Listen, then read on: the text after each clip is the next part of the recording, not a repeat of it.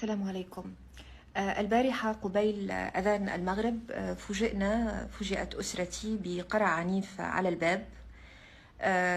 سرعت شقيقتي لفتح الباب، ففوجئت الأسرة بطوفان بشري يعني يجتاح البيت. تقريبا 100 عنصر أمن، جزء منهم بقوا في الخارج وطوقوا البيت من مختلف أرجائه، والباقون اجتاحوا البيت.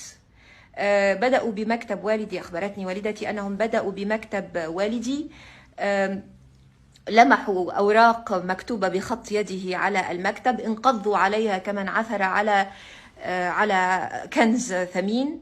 والدتي قالت لي، يعني كنت واقفة مذهولة، قلت لهم يعني الكتابة جريمة، ممنوع أن نكتب، أن نفكر، المطلوب أن نكون حيوانات غير عاقلة.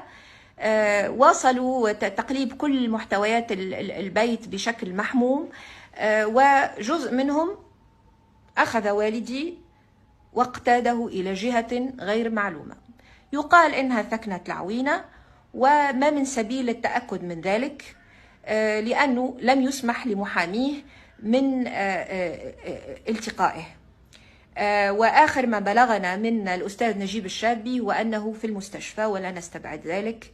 قيل لنا إنه أمضى ليلته